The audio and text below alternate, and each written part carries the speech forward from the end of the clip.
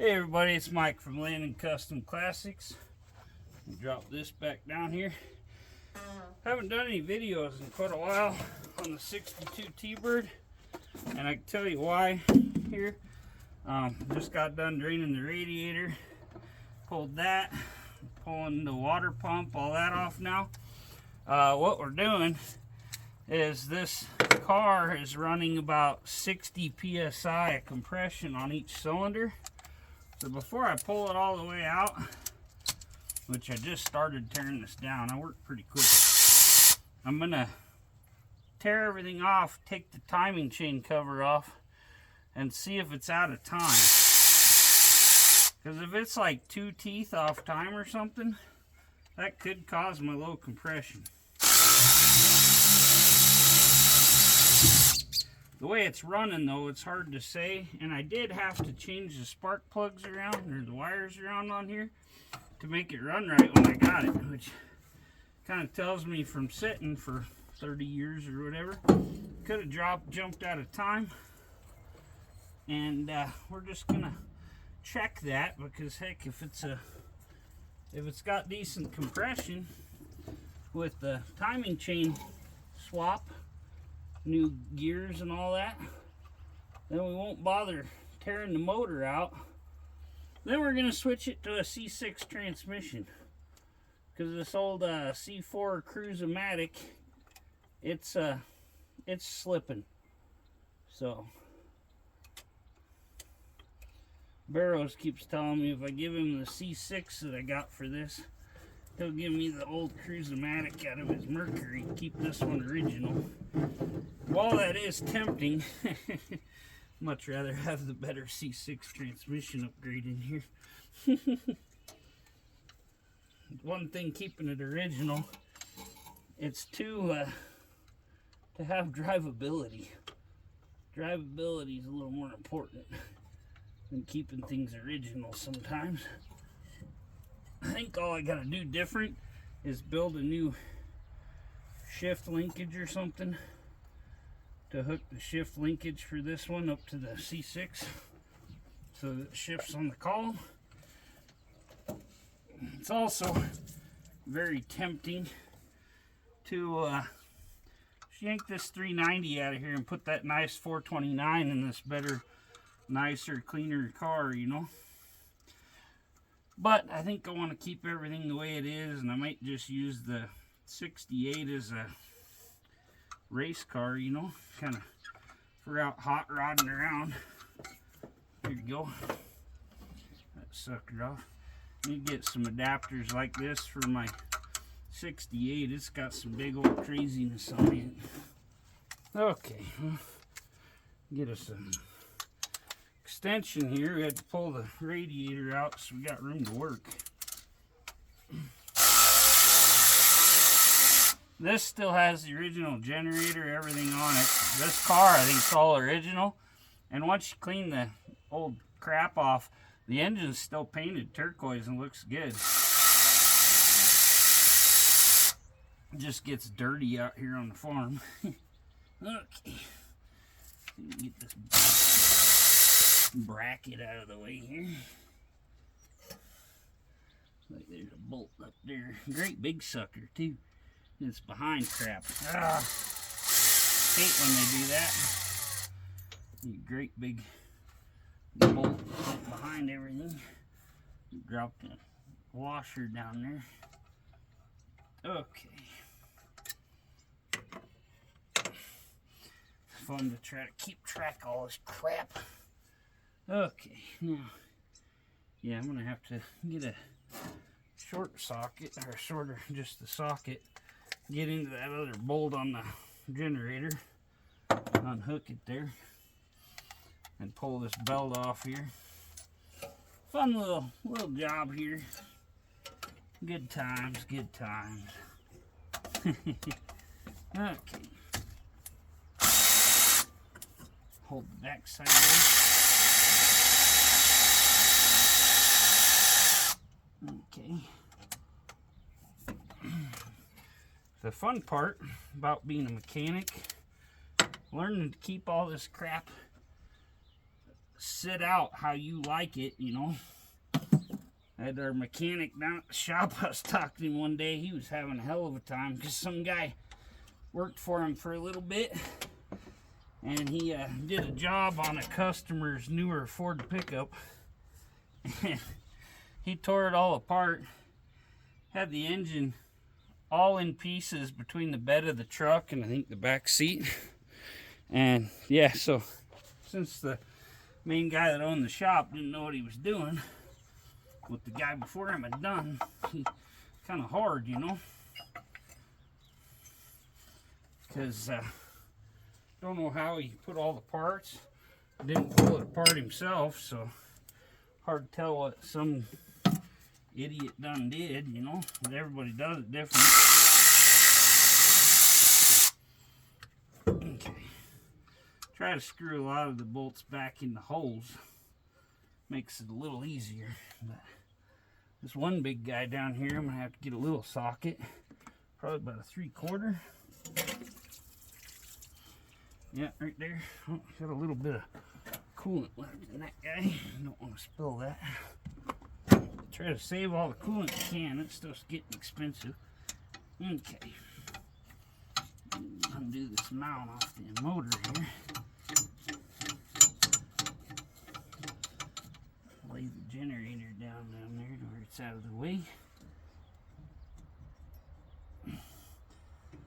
Yeah, I don't think it'd be too hard to do an engine swap on this, but say this whole 62 is in beautiful condition. Just needs a little bit of body work and a paint job.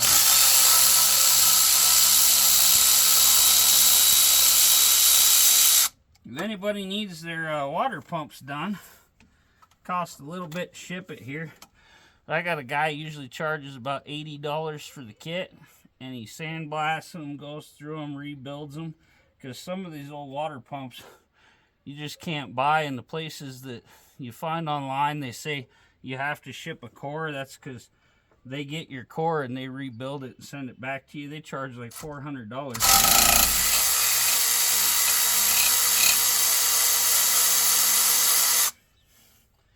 Okay, we're getting her here.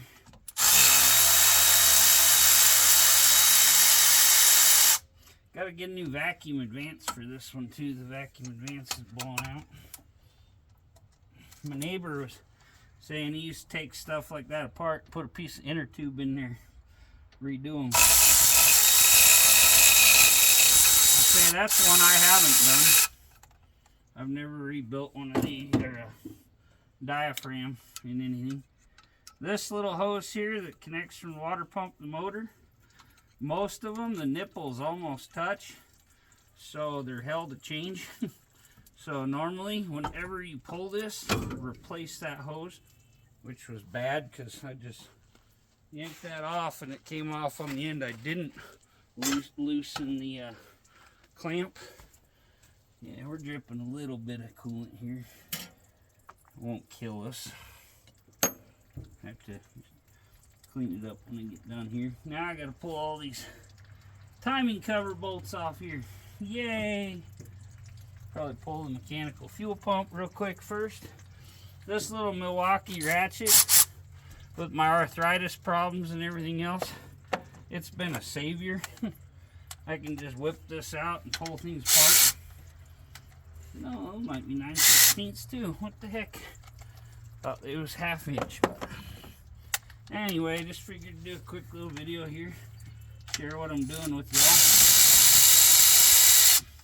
They say it's weird, this engine looks like brand new. It runs like brand new. Doesn't smoke, nothing, but it has no compression. Even if the rings had just like relaxed, you'd think it'd be blowing oil like crazy. So the point that there's no smoke whatsoever or anything tells me that there's something else going on. I have a other condition here. Man, they really swooped that freaking fuel hose out there, didn't they? 1/2 mile long. I also have a Pertronix ignition on this. That really helps. They're a lot easier to tune than points. we're almost to our culprit here. What could be our culprit?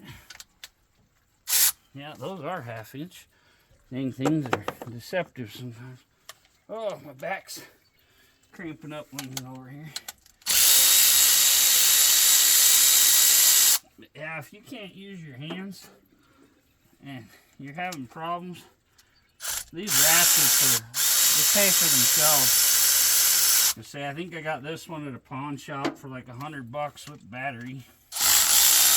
You gotta watch, because sometimes they look like they're about the same price as at the store and at the pawn shop.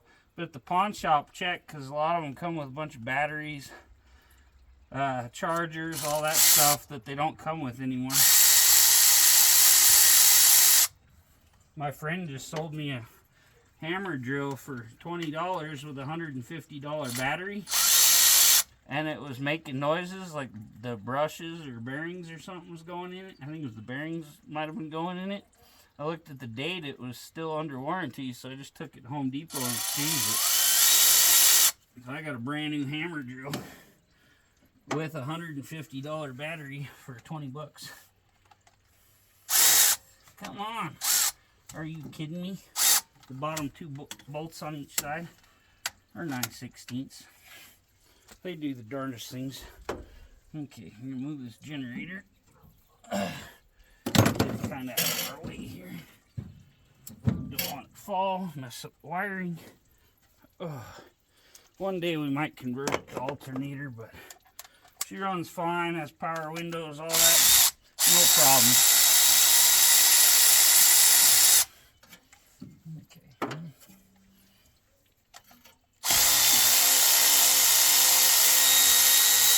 Now, pretty sure might have to do it tomorrow or something. Got to pull the front oil pan bolt.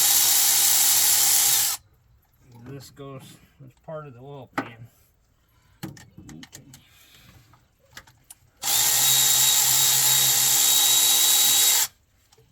I don't know. I might just crawl under there real quick and get her done. Let's see how long we are. Might do that off camera so we save time. Yeah, there we go. I'll crawl under there, get those bolts, and then come back to you. Okay, so we pulled the 4 front oil pan bolts. Looks like the dang thing goes around the crank and everything too, so we're gonna try to get it back far enough to see. And yeah, our freaking timing chain as loose as a goose, so yeah, that's our problem. Good part of it anyway. So before we get into this engine, might buy a new timing set. Gotta get a screwdriver, put that on the bottom part here, and then I push this in. There you go. Break the oil pan gasket there. But yeah, this timing chain is super sloppy. This sucker don't want to come off for nothing. Come forward. I'm hitting the sway bar there. Probably go down when I let the jack down. Maybe.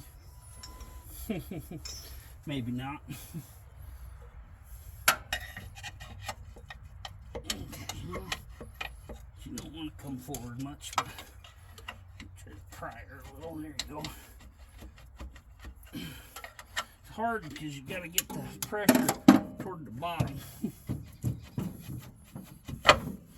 Okay, so our timing chain, I'll show you.